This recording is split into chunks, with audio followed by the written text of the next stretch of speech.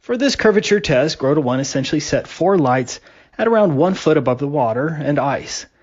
He set up his camera at about 8 miles away from the furthest light and 5 miles away from the closest light. The lights were spread out at about a mile apart. At each location, Grota 1 drilled down to the water just to confirm that he wasn't on some irregular ice formation and to also ensure that his test was on a level surface.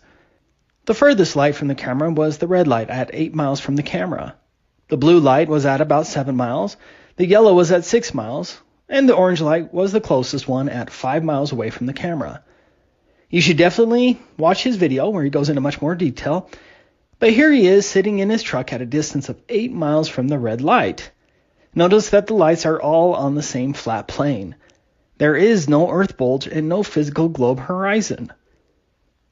Next, Grota 1 lowered his camera to only 12 7/8 inches above the surface. At that small elevation, the globe horizon would have to be closer than 1.27 miles, and the furthest light, the red one, should have been 29 feet below the horizon. That's taking into account the 1 foot height of the light.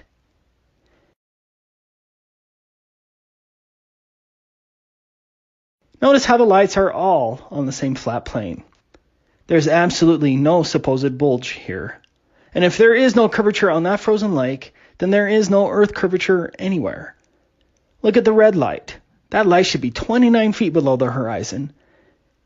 It's just amazing that they got away with this lie for so long. Finally, Grota 1 brought his camera down even lower to just 5 7/8 inches off of the ice. At this very low elevation, the red light would have to be a whopping 33 feet below the horizon. That's 34 feet minus the 1 foot height of the laser. Without question, the globe fails again.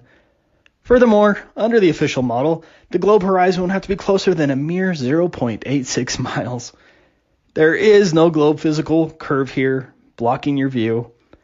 As Grota 1 demonstrated on this frozen lake, regardless of the conditions, the Earth is observably, testably, repeatedly, and measurably flat.